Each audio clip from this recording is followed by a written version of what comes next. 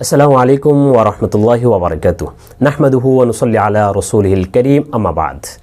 প্রিয় দর্শক, সবাইকে স্বাগত জানাচ্ছি হাদিসের বাণী তৃতীয় পর্বে।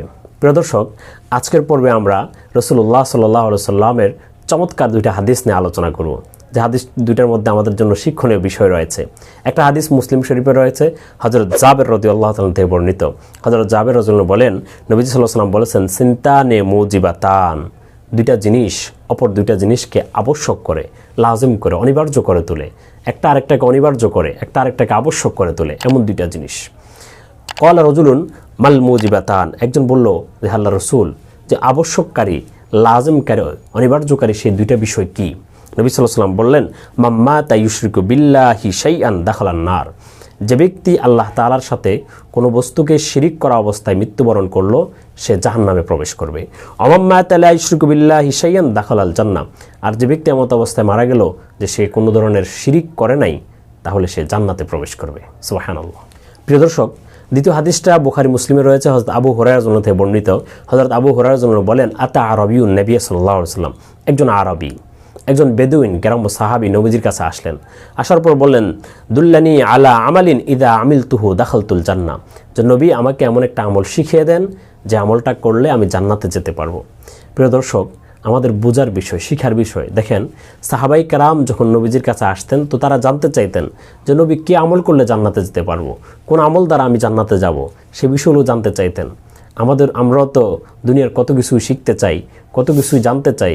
আমাদের উচিত যখন আমরা কোনো হক্কানি ওলামায়ে কেরামের কাছে যাব, কোনো বুজুর্গের কাছে যাব, তাদের কাছ থেকে এমন আমল শিখা, এমন কোন বিষয়গুলো গ্রহণ করা যেগুলোর দ্বারা আমাদের পরকালের পথ সুগম হবে, জান্নাতের রাস্তা আমাদের জন্য সহজ হবে।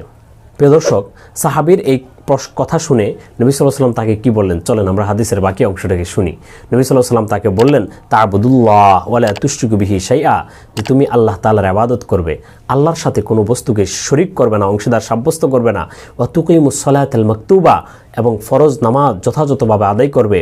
ওয়া তুআদ্দিয়াজ যাকাতাল মাফরুদা, এবং ফরজ জাকাত যেটা আল্লাহ নির্ধারণ করে দিয়েছেন, যদি জাকাত ফরজ হয়ে থাকে তো সে জাকাত আদায় করবে। ওয়া তাসুমু রমাদানা, এবং রমজানের রোজা রাখবে। ক্বালা ওয়াল্লাযী নাফসি বিয়াদিহি লা আযীদু আলা হাদা, ওই সাহাবী বললেন যে নবী, আমি এর থেকে বাড়াবো না। আরেক বর্ণনায় আছে লা আযীদু ওয়ালা আনকুসু, যে নবী আপনি যে আমলগুলোর কথা বলেছেন, আমি এর থেকে বাড়াবো না, কমাবো না, যা যা বলেছেন তাই তাই আমল করব।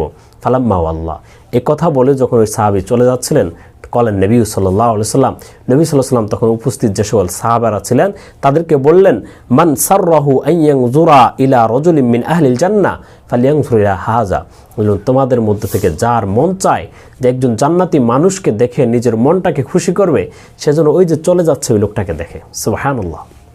প্রিয় দর্শক, বোঝার বিষয়। দেখেন, সাহাবী জানতে চাইলেন, নবীজি সংক্ষিপ্ত কিছু আমলের কথা বললেন, যে আল্লাহর ইবাদত করবা, আল্লাহর সাথে শিরিক করবে না, নামাজ আদায় করবে ঠিকভাবে, যাকাত আদায় করবে, রোজা রাখবে। নবীজি বলেন তাহলে জান্নাতে যেতে পারবে। আসুন, যে আমলগুলোর কথা নবী সাল্লাল্লাহু আলাইহি ওয়াসাল্লাম বলেছেন, বিশেষ করে নামাজের বিষয়ে আমরা খুব যত্নবান হই, খুব গুরুত্ব দেই। আল্লাহ তাআলা আমাদেরকে বোঝার এবং আমল করার তৌফিক দান করুন। ওয়া আখিরু দাওয়ানা আনিল হামদুলিল্লাহি রাব্বিল আলামিন। আসসালামু আলাইকুম ওয়া রাহমাতুল্লাহি ওয়া বারাকাতুহু।